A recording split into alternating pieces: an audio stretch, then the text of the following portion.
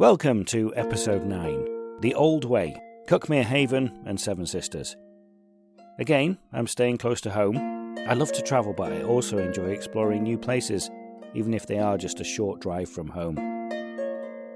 Before we dive into the walk, please remember to like, follow, comment on this podcast, also share. The more listeners, the merrier. Now, The Old Way, one of the longest pilgrimages and oldest in England. It passes just a few miles north of where I live, and there are plenty of deviations. This is one of them. Let's explore. Well, good morning. I am in a wonderful little village called Alfriston in East Sussex. Parish Church of St Andrew. Church of England, but it has the Scottish flag on the front there, obviously because it's of Church of St Andrew. It's a beautiful church. It's got quite a, what I would say, chunky tower. It's really thick. And lots of little, it's just put together with loads of little stones on the outside. The facade is just all these wonderful stones which have quite a like a marble effect to it, and obviously surrounded by a wonderful graveyard. I don't know if you're supposed to say that graveyards are wonderful, but this one is. And then there's a thatched cottage over there which really needs its thatch seen to because it's just covered in moss.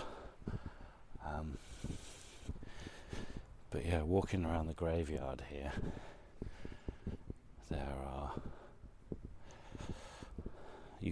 it's one of those graveyards where you can't even read the gravestones. They are that old that they're so weathered that there's just literally moss. In memory of William Aid, grandson of Richard and Sarah Newman, died October the 18th, 1897, age 68. There's one that we can read. Okay, so I have found the route that I was planning on taking, which is part of the South Downs Way. It's also part of the Old Way, which is why I am deciding to do this today. Now, the Old Way stretches from Southampton to Canterbury Cathedral, and specifically to Thomas Becket's resting place. Now, I'll talk more about that later, I think, as we get further along. But just crossing one of the tributaries to the Cuckmere, I'm going to follow this along. It looks very wet. We've had quite a lot of rain recently over the last few weeks, so this could be quite wet for quite a lot of the way. We'll just see how we do. So walking down now, not that far into the walk, and I'm coming to the next village, Litlington, and a very similar spire church to the one in Alfriston, which to me is, as I've travelled around the UK, it's interesting to me how you think all churches are the same, but they're not. I mean, that's me just being probably a little bit naive, but definitely the different areas have different styles to their churches, and here they seem to be quite low, and what I would describe as fat. They have these little square spires, and it kind of fits in with the landscape, which is interesting, that the geography has really taken charge of what people have done. You know, I can see the spire of Alfriston behind me, and there's this other spire here, and it's kind of like they're looking at each other. As I look down the valley, at this point where I'm stood, I don't see any more.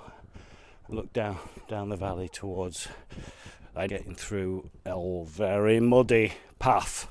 Oh, it's all chalky. Oop, crikey. Nearly went. I'm alright.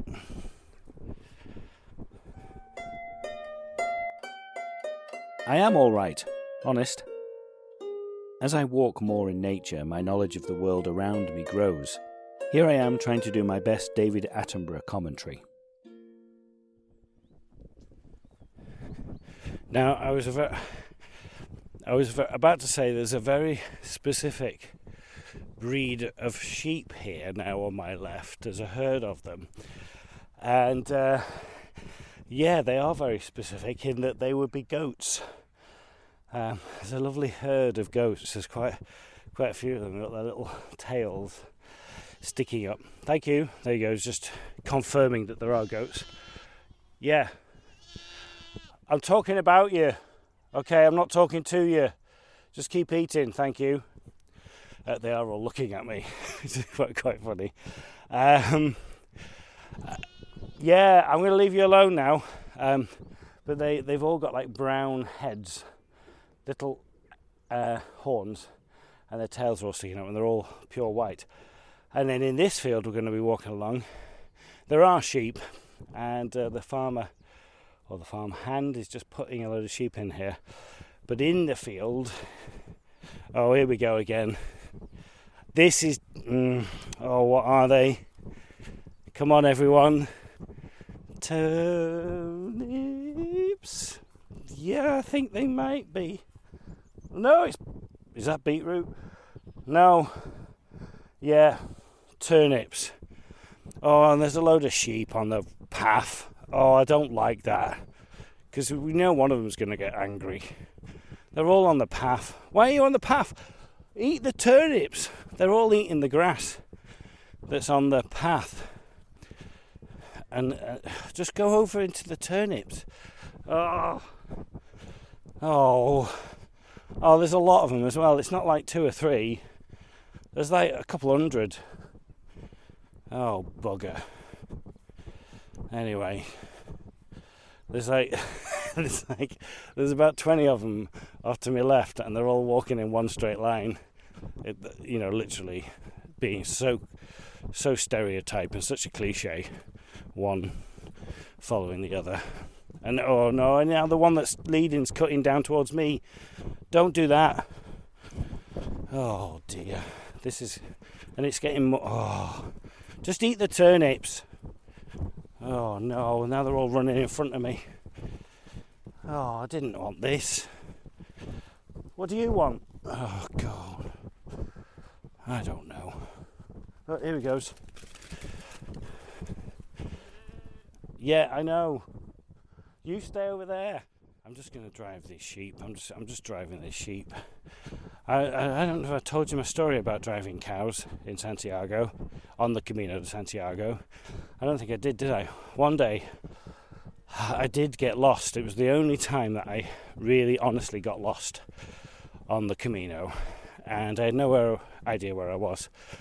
And so at one point I came across this old gentleman and his dog, and I asked him in my broken Spanish, am I on the Camino? And he laughed at me and told me in very, very strong dialect that no, I wasn't, and I was miles off it. And he sort of pointed in a direction, but I couldn't really understand his directions, so I just had to keep going the way I was going. And he did say keep going the way I was going, but then something else happened, and I don't know what happened. Anyway, a couple of miles onwards, I came across this lady who was driving her cattle down the lane that I was walking on, and I asked her where the Camino was, and she said, I'll help you if you help me. It's all in Spanish. Yo entiendo bastante, pero yo no hablo mucho. Okay, we're getting to a point where the sheep have to get out of the way now. Anyway, to cut a long story short, I ended up helping her drive her cattle down this lane and put them into another... I should take a picture of this, shouldn't I? Put them into another field Oh, and there's cobwebs flying all over the place. It's actually quite a nice picture, that. Oh, I'll put it on the blog. If you're not reading my blog, can you read my blog, please? Because I don't know why I'm doing it otherwise. I'm just writing it for nobody. Oh, that wasn't as bad as I thought it was going to be. Yeah, have a look on the website and you'll see blog there. Oh, I'll blog this. Oh, I've got spider's web all over my head. Oh, that was an eventful field. Spiders' webs, sheep, goats, turnips. It was proving to be a lively day. Even with all of this happening, the walk started to work its magic on me, and I started to draw on reflections and thoughts from my present mind.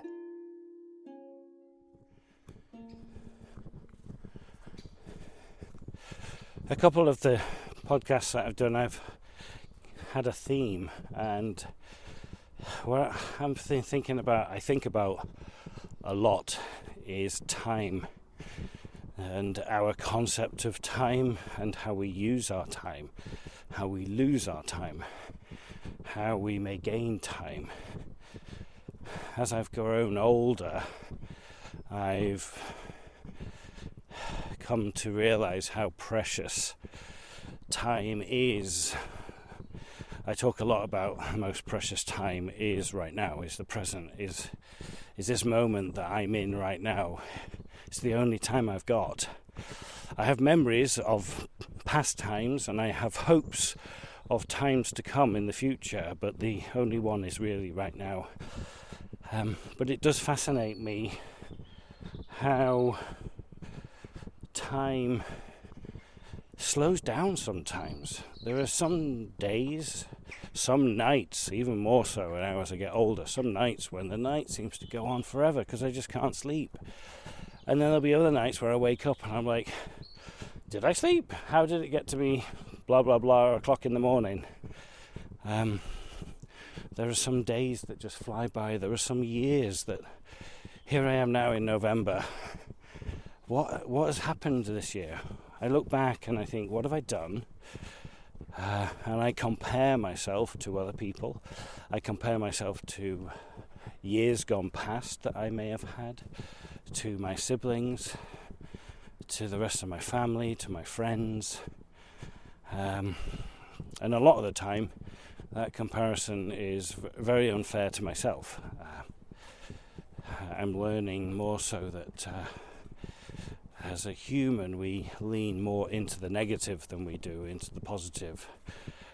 There are some people that can lean into the positive very naturally and are very successful with that. I think I may be saying that the majority of us lean more towards the negative. And then we start worrying about loss of time, wastage of time, not being able to use my time to the best. So I'm going to have a little ponder today, a little bit more about time and its significance in my life and in our lives as human beings. Also, if you're not signed up to the newsletter, please do. Pop onto the website, storypilgrim.com, and you'll see a little box in there. All you have to do is put your email address in and subscribe. I only send one out a month. They're always very short. It's just me. There'll be a little ramble about whatever I'm thinking about at that time. Some interesting articles that I found on the web. And a recipe of the month, and also a little sneak preview as to what the next couple of episodes of the podcast are going to be. You'll be the first to know. So if you do subscribe to the newsletter, you'll get that little sneak preview of what is to come with the podcast. I hope you've had a chance to have a look at our website, www.thestorypilgrim.com. More about that a little bit later on. Meanwhile, the landscape took my breath away. So I have come out of the forest and I am greeted by this absolutely beautiful, amazing view of Cuckmere Haven. Cuckmere River meanders, literally meanders. It's going all the way down to the sea. It's a very calm day. It's a beautiful estuary. It's just stunning, and the reason being there's a couple of cottages down there right on the seafront. I'm going to walk down there. I'm probably about a mile away, but stories that come from here: Guy Fawkes landed here, Robin Hood, Dickens lived here, Queen Victoria walked along the beach. For our Harry Potter fans, the view as I get down to the sea, and then I'm going to walk towards this to Seven Sisters. That view is where the Quidditch World Cup took place I think it was in the Goblet of Fire. Those white cliffs down there. It's an absolutely beautiful view, and I've picked a perfect day for it. It's cloudy, but it's very clear, very, very wet coming down, but I'm still on quite high ground. But just sort of thinking about the old way and people that may have come down this way over the years. The main reason why we have Canterbury as a place of pilgrimage is because of Thomas Becket.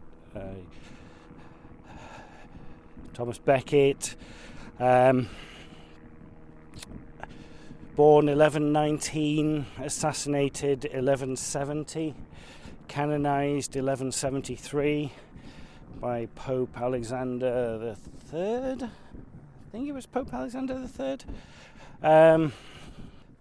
It was Lord Chancellor to Henry II for quite a while, and then became Archbishop of Canterbury and got into trouble with Henry regarding the rights of the church and all of that, and ended up being assassinated on the 29th of December 1170. Since then he's inspired, or he was deemed a martyr to the cause, had quite an influence on the church in Spain. Obviously the Pope canonized him only 3 years after his death. You've got Lord Tennyson writing a poem about him, which is over nearly 700 years later. You got T.S. Eliot's Murder in the Cathedral. There's a lot of influence that man has had, and so therefore a lot of people wanted to go, hello, the little dog joining me, wanted to make their way to his shrine. Hello, morning. And hence therefore we have Canterbury Cathedral as the head of the church in the UK, the head of the Church of England now,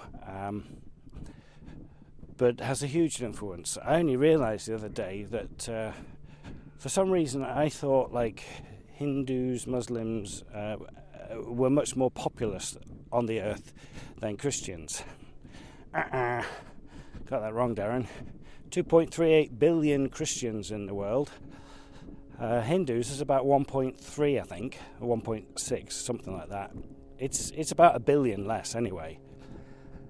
So Christianity's got a lot to answer for, but also, that's why we have all of these pilgrimage places. There's a lot of people out there that want to go and experience or maybe feel closer to God by doing all of this. By doing all of this, I'm doing that, for my own reasons. I found myself reflecting a lot today. I was reminded of a story dear to me from my own life.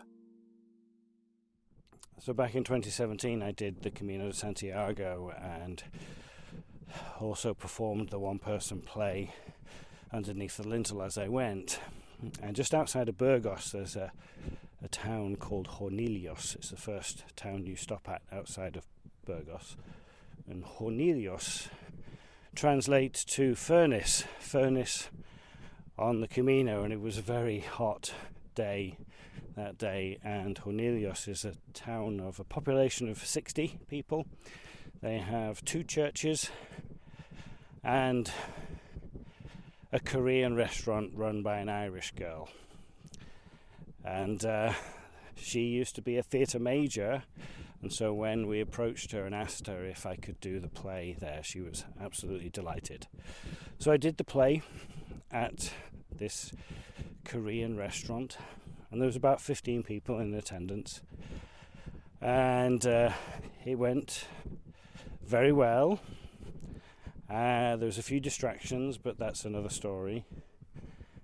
And at the end of the play, I was packing everything up and collecting all my props together when this old gentleman came up in front of me, and there was, like I said, there was only 15 people in the audience, and it's a very interactive play, and I do not remember him. I do not remember seeing him, but he was clearly there because he was stood in front of me, and he came up to me and he just looked at me, and he was stooped over, old gentleman, and he looked at me and he said, "You, me, selfie?"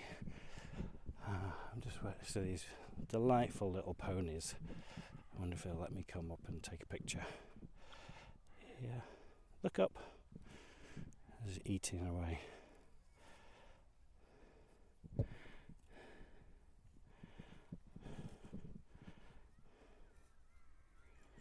Beautiful.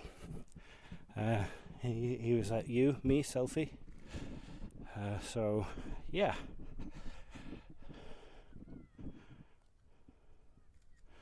We took a selfie, and I asked him his name. He said his name was Hendrik. I said, "Are you walking the Camino?" He said, "Yes, but I'm very slow."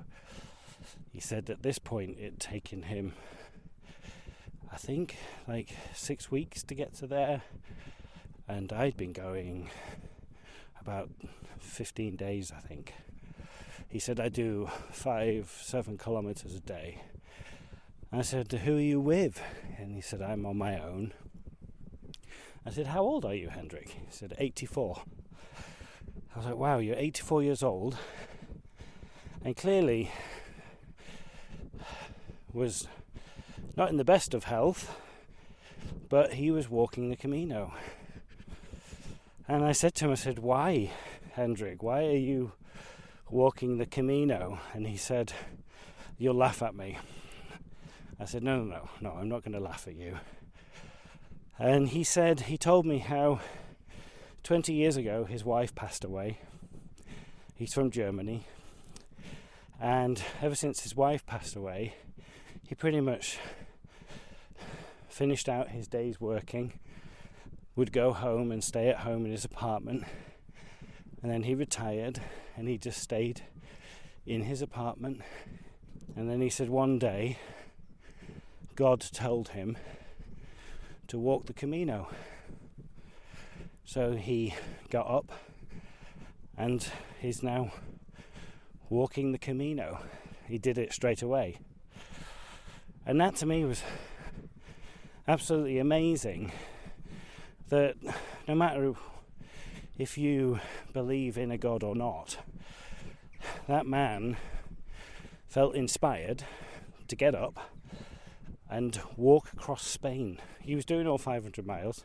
He was doing it very slowly, but he just got out of his apartment and was walking.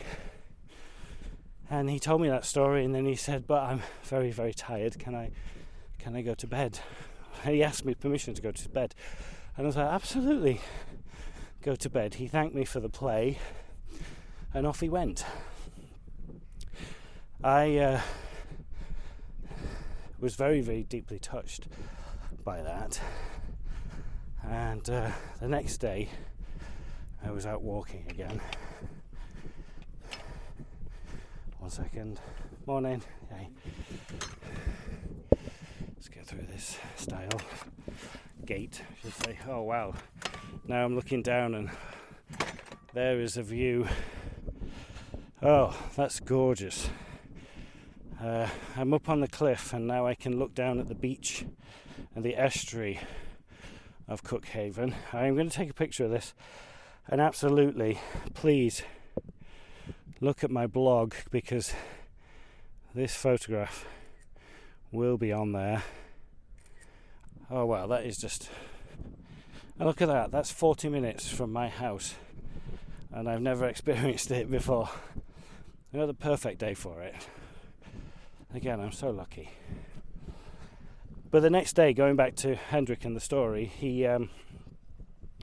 I was walking, and as you walk the Camino, occasionally you come across these markers in memorial for people who have passed away on the Camino. I remember seeing one for a 19-year-old lad from Denmark, I think he was, got killed as he was riding his bike. He was doing the Camino on his bike and got knocked over and killed. And I came across one for a 63-year-old lady, and previously, prior to meeting Hendrik, I thought, well, that's really sad. You could come on the Camino and end your days there. But then I came across this one for this lady, and I immediately thought of Hendrik. Here he is at 84 years old, walking the Camino. And not nice to say, but there's a chance that he may pass away on the Camino. But then I thought, how amazing would that be? If he did, that would mean that he would leave this life doing something that he absolutely felt that he should be doing. And there'd be no regrets, he's doing it. He felt inspired, no matter whatever that inspiration is, he felt that was the right thing for him to be doing it. I think about Hendrik often. Go with the flow. Trust that gut feeling. It's usually right and has a higher purpose. Now, talking about my gut,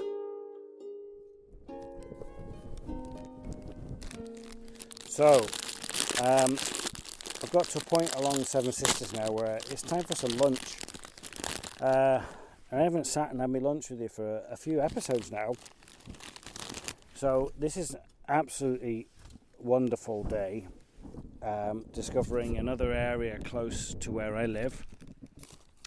I'm halfway along the Seven Sisters now. I think I'm going to call it a day with regards to walking along and turn around and go back.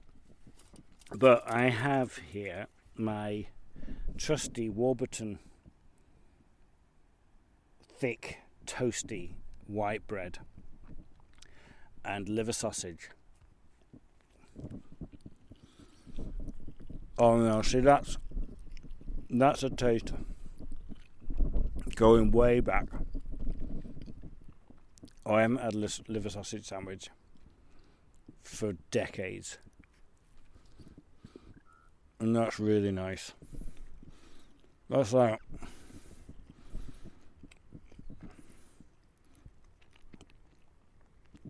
that's just good. Bit of white pepper in there as well. And then today's choice of crisps is also going back. It's Skips.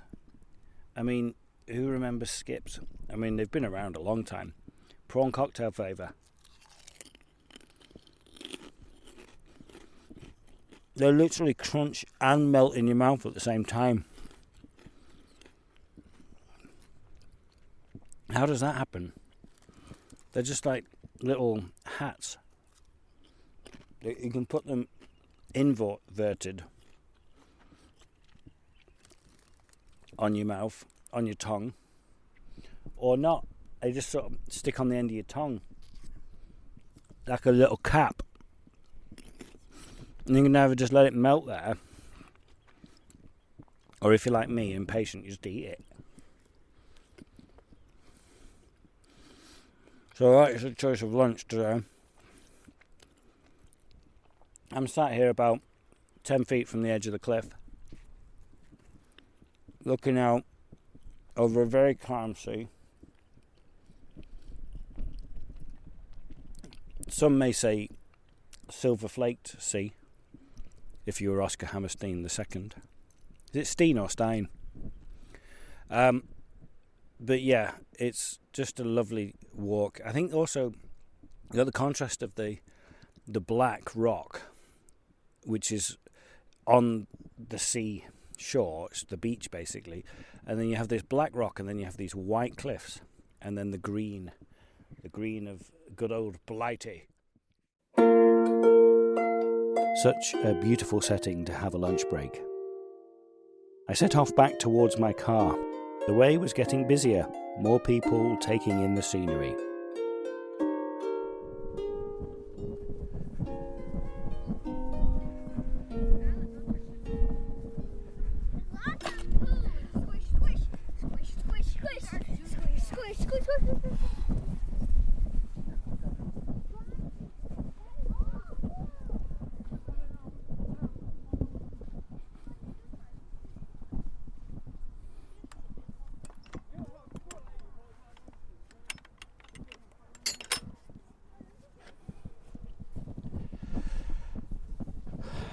I think you just missed that.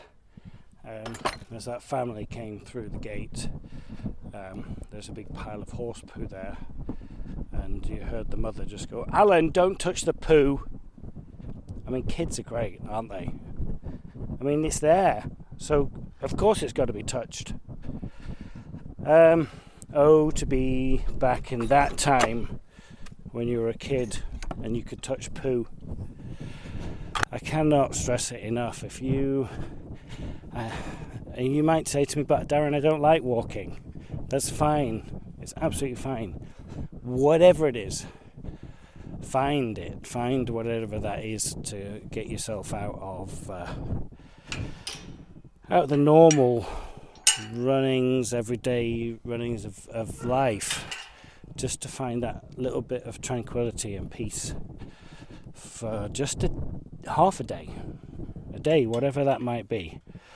Oh, I need both hands. Oh, crikey. Oh, you get a WD-40 out on that. Yeah, I whatever that might be, reading, writing, playing your PlayStation, Xbox, what is it? I personally always find, though, that when you get connected with nature, that again, I'm going to come back to it.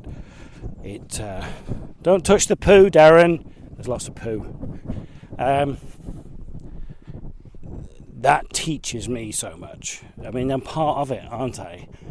You know, I am a living thing that is on this planet that has evolved into what it is right now. Whether you are religious or not, the planet is evolving. It is changing. It's changing a lot because of what we're doing as human beings and how we are disrespecting the environment. I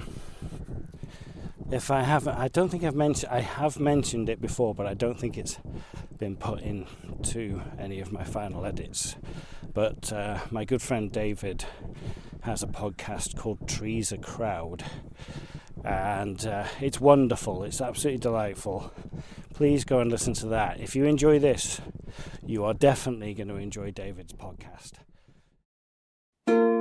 Trees a Crowd, David Oakes. Look it up. The thing about this time of the year is the length of the days. Short. I made it back to Alfriston and St Andrew's Church, where I had started my walk earlier that day. Little gate here, look. And I can come in. And I'm in churchyard again. I've done full circle. Oh, crikey.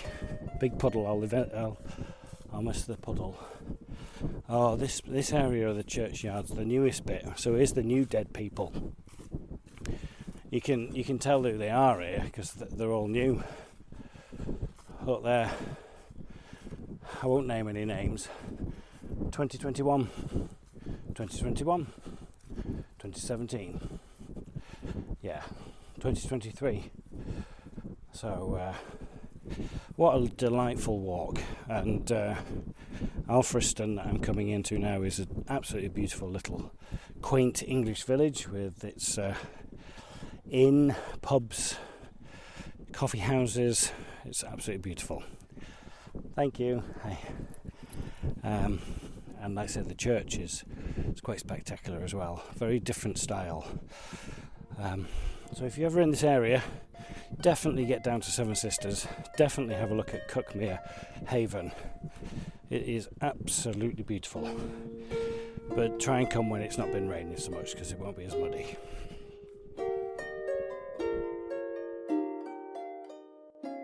Cuckmere Haven, Seven Sisters, the Old Way and the South Downs Way, all in one day.